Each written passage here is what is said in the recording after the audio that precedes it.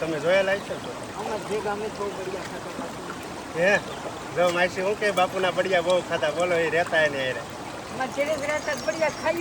આ મિત્રો વિશ્વમાં તમને આ વસ્તુ ક્યાંય જોવા નહીં મળે. 4 ભૈરવ દાદા ભેગા છે ને બે શિવલિંગ છે અહીંયા જોવો તમે. બાપાની છબી છે 78મો રામા અવતાર જો. આ જો બાપા સીતારામ આજે ઋષિ છે ને એની પાસે જોઈ નાગીણી ઓલા માસી વાત કરતા હતા ને. તો બધા મિત્રોને જય બાપા સીતારામને. આજનો વ્લોગ આપણો બીજો સ્ટાર્ટ થઈ ગયો છે. હજુ હૂતો નથી એનું કારણ છે કારણ કે 2 ફોનમાં સ્ટોરેજ ફૂલ થઈ ગઈ છે. જો આમાં પણ સ્ટોરેજ ફૂલ થઈ ગઈ છે. જો આમાં પણ ફૂલ થઈ ગઈ ને આજે વ્લોગ બનાવો ને એમાં પણ ફૂલ થઈ ગઈ એટલે હૂતો નથી. અત્યારે ફાઇનલ આપણો વ્લોગ એક કમ્પ્લીટ થઈ ગયો છે ને બાકી તો બધા લોકો અત્યારે હૂતા છે અહીંયા બાપા સીતારામની જગ્યામાં. તો મિત્રો જો ઘડિયાળમાં અત્યારે કેટલા 4 વાગી ગયા છે ને ફાઇનલી આપણે વ્લોગને છે ને અપલોડ કરવા માટે મૂકી દીધો છે. હવે ફ્રેશ પણ થઈ ગયો છું કારણ કે હું તો તમને ખબર જ હતો આપણું કામ હતું એટલે કાંઈ હોવાનું હતું નહીં.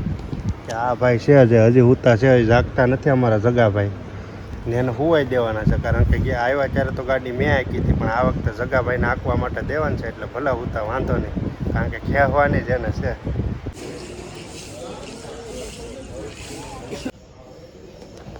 તો મિત્રો ફાઇનલી 5 વાગી ગયા છે. છેલ્લી વાર બાપા સીતારામના દર્શન કરતા જઈએ ને પછી આપણે નીકળીએ. જય બાપા સીતારામ.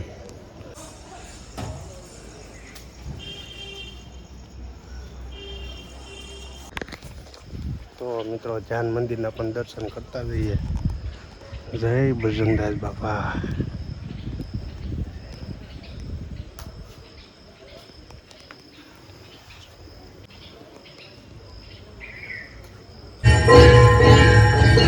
મિત્રો બધા બજરંગદાસ બાપાના છેલ્લી વાર દર્શન કરી લેજો અહીંથી. જો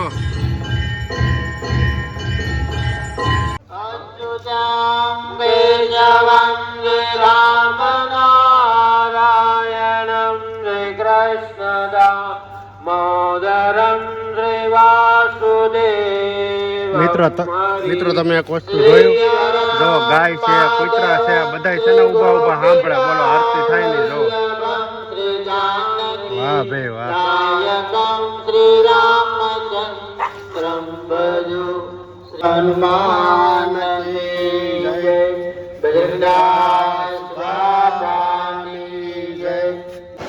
તો મિત્રો જો ભાઈ કંઈક નાસ્તાની લાઈન થઈ ગઈ છે મોટી જબર. આ બાજુ બાયોની લાઈન છે જો મિત્રો. આ બાજુ ભાઈઓની લાઈન.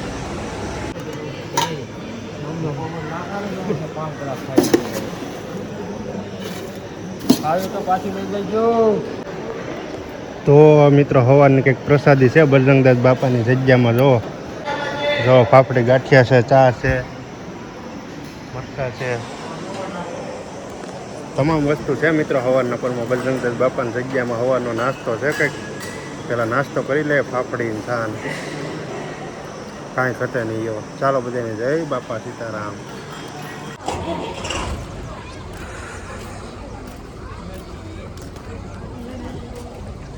તો મિત્રો આપણે આવી ગયા છે અહીં જે બગડા ઋષિનો જે આશ્રમ હતો ત્યાં આવી ગયા છીએ બજરંગદાસ બાપાના દર્શન કરવા માટે. અહીંયા પણ બજરંગદાસ બાપાનું સ્થાન છે કંઈ ઘટે નહીં એવું સરસ મજાનું. તો મિત્રો જો અહીં સરસ મજાના જે બગડાણા બાપાને બેસાડેલા છે આવી કંઈક સરસ મજાની મૂર્તિ છે. જો કેવડી મોટી મૂર્તિ છે કાંઈ ઘટે નહીં એવી મૂર્તિ છે મિત્રો. કોમેન્ટમાં બધા બાપા સીતારામ લખતા જાઓ. જો સરસ મજાની મૂર્તિ છે બજરંગદાસ બાપાની. તો મિત્રો જો અહીં સરસ મજાનો કુંડ છે એમાં મહાદેવની મૂર્તિ બિરાજમાન છે કંઈક આવી રીતે. નંદી મહારાજ છે.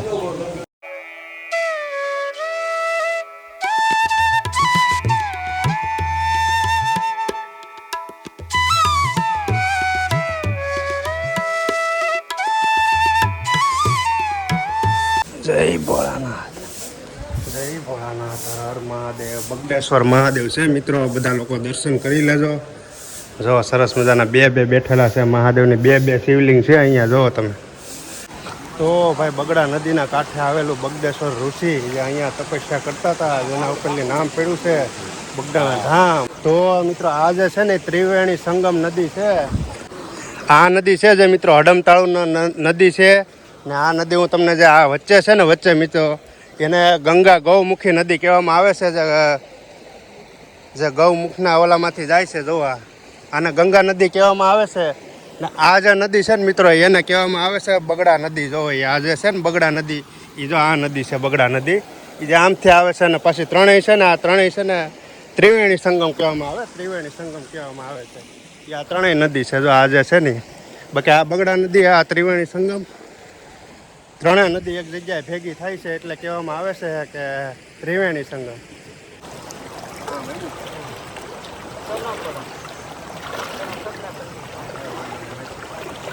તો મિત્રો અહીંના જે સ્થાનિક છે માછી છે એમની પાસેથી જાણીએ કે આ જગ્યાનું કઈ રીતનું મહત્વ છે. આપણે તો જો કે વાંચેલું છે બગડાશ્વર ઋષિનું પણ અહીંયા માછી રહે છે તો એને ખબર છે આ જગ્યા વિશે તો આપણે થોડુંક જાણીએ. બોલો માછી આ જગ્યા વિશે.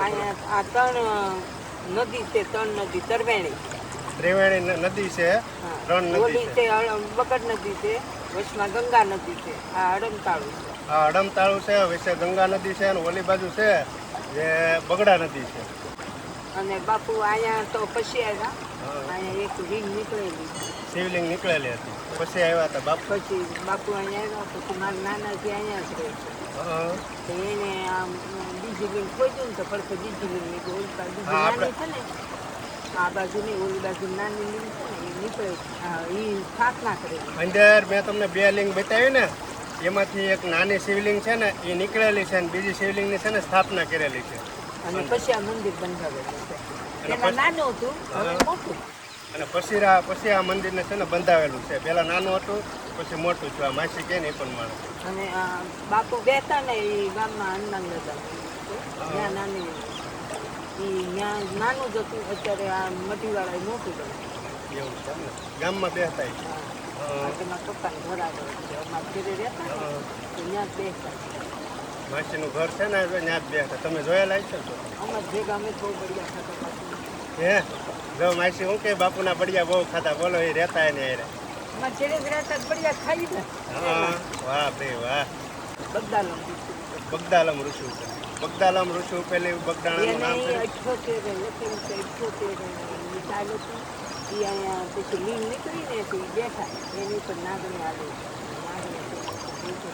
લીંગ છે ફોટા ઉપર હા ફોટા ઉપર નાગણી આવેલી તો એનાથી ઊભા ન ધ્યાનમાં આવી છે ને હા પછી ત્યાંથી આવીને એ હેઠે ત્યાં રહ્યા ને કે અહીંયા સ્થાપના કરો તો ત્યાં આવીને બેઠી પછી ત્યાં લીંગ નીકળી સમજાણું.